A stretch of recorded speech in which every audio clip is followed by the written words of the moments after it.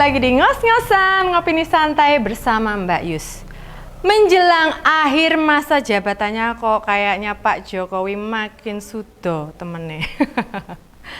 Kenapa Mbak Yus menyimpulkan begitu?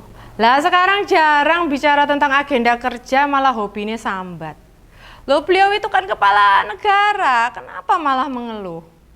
Yang terakhir dia protes harga obat dalam negeri 5 kali lipat lebih mahal dari Malaysia.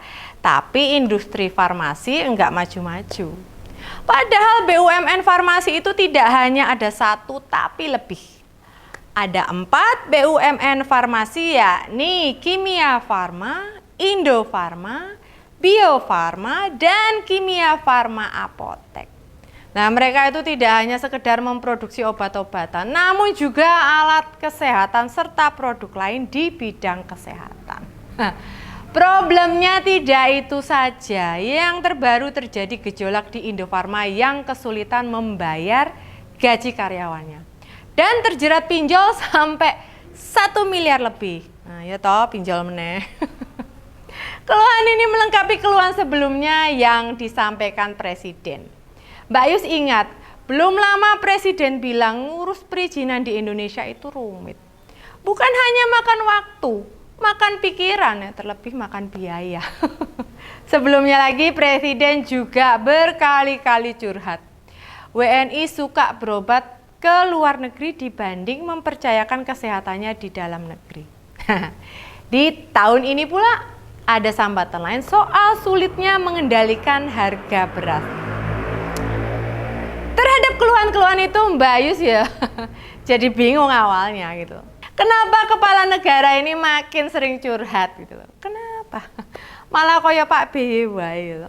Kepala negara itu kan ibarat orang sakti ya, ludahnya berapi katanya. Wis koyo kopi level piro bubuk cabe. Maksudnya setiap perkataan pasti akan dijalankan. Mbok wis Pak, ora nggersulo wae. Karena berbagai fakta di lapangan itu kan ya sudah jadi tugas menjenengan untuk ngerampungi gitu loh. Mau bagaimanapun setiap urusan di negara ini kan ada menteri yang bertanggung jawab buat menyelesaikan masalah. Misalnya soal bobolnya PDN. Bapak kan nggak ngeluh, langsung manggil pihak-pihak terkait lalu dibahas. Maksud Mbak Yus gitu langkahnya. Jangan dibiasakan curhat pada media, soalnya ini mendidik tidak baik gitu loh. Nek sing curhat itu Mbak Yus, Lek Iem, Kang Mamat, Aa Ujang, ya tak, Unitika, yo saya pantas gitu loh. Mereka bukan siapa-siapa, ya tau, kayak Mbak Yus ya bukan siapa-siapa, hanya rakyat jelata dan pengen masalahnya diselesaikan sama negara. Apa seperti tadi yang Mbak Yus bilang, para pembantu presiden mulai jaga jarak, tak lagi patuhi perintahnya. Atau waktu diajak koordinasi malah enggak dijalankan, atau perintah Pak Jokowi itu diabaikan. Mbak Yus sih ya gak seuzon sih ya, hanya perkiraan saja. Melihat perkembangan pemerintahan serta sikap Pak Jokowi awal menjabat dengan akhir jabatan kan yo beda banget gitu. Bisa dilihat kan. Dulu awal-awal menjabat hampir tidak pernah mengeluh. Bicara di depan media selalu penuh optimisme ya, menyampaikan progres kerjaan. Proyek-proyek apa yang sedang berjalan lalu juga rencana apa yang mau dieksekusi. Nggak ada waktu buat mengeluh. Seperti prinsipnya dulu. Kerja, kerja, kerja. Ini jelas bagus banget buat rakyat. Rakyat dididik buat menghabiskan waktu melakukan apa yang bisa dilakukan. Lebih baik terus menjalankan sesuatu, tidak ada kesempatan buat memfasilitasi rintangan yang ada. Siapkan plan, rumuskan schedule, eksekusi, monitoring, lalu evaluasi. Ya, begitu terus aja modelnya ya kan? Nah, terus ya kenapa jadi muncul sambat barang ya toh? Yang tidak lancar atau terganggu disampaikan ke publik. Apa sekarang tidak ada teman untuk cerita? Atau anak buahnya pada nyingkir semua? Di akhir masa jabatan ini beliau kan tidak lagi muncul ngobrol berdua sama ketua umum partai. Pertemuan yang sifatnya personal atau beramai-ramai sama parpol yang masih mendukung Pak Jokowi. Terakhir yang kelihatan ya Presiden ngucapin selamat atas keberhasilan operasi Pak Prabowo. Dalam bayangan Mbak Yus, setelah menelaah dan membaca atau mendengar banyak informasi, bisa jadi kekuatan partai menggeser patronnya ke capres terpilih. Mereka lebih mendengar yang dimaui Pak Prabowo dibandingkan dengan arahan Pak Jokowi. Ya tidak sepenuhnya salah, hanya idealnya strategi presiden diubah, tidak seperti biasanya. Kenapa Pak Jokowi tidak berupaya makin mengintensifkan komunikasi sama Pak Prabowo? Kenapa? Harapan-harapan itu kan bisa disampaikan sama Pak Menhan. Monggo mau mendengarkan Bapak, tapi presidennya kan masih saya. Nah, kan begitu idealnya itu. Nah, dalam perspektif lain, keluhan-keluhan presiden ini sejatinya bukan hal yang memberatkan. Orang digagas pun ya tidak masalah gitu loh. Justru keluh-keluhan yang akhir-akhir ini sering disampaikan Pak Jokowi malah mau membekali kita rakyatnya untuk mengawasi topik yang dikeluhkan itu. Bisa jadi presiden ini mau mesenin ke kita-kita gitu loh, beberapa hal itu dipantau gitu kan. Ya yang tadi itu loh.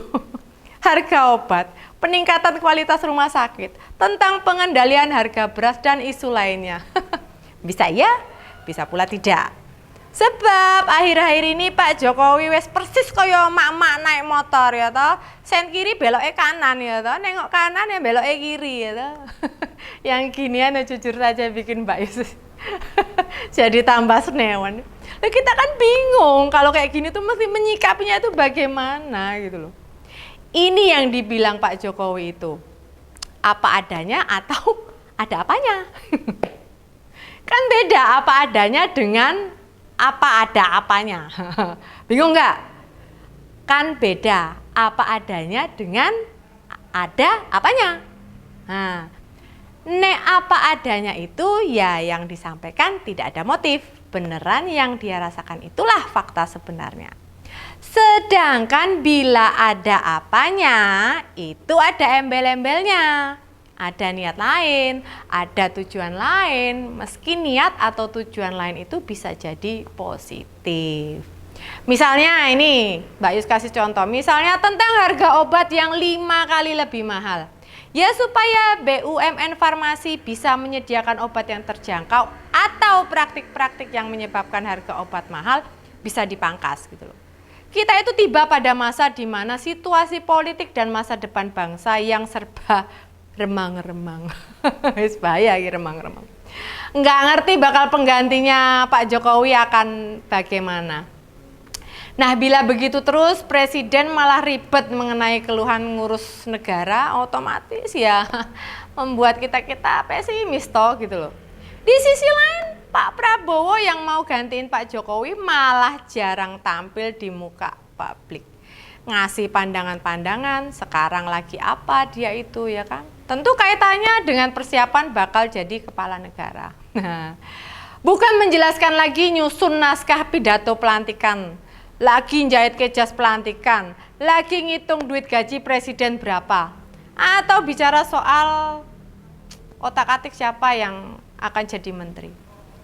Kami ini lebih tertarik ngerti proses transisi bakal bagaimana, nanti setidaknya tahun pertama Bapak itu mau ngapain, nasib IKN seperti apa, serta hal-hal krusial lainnya.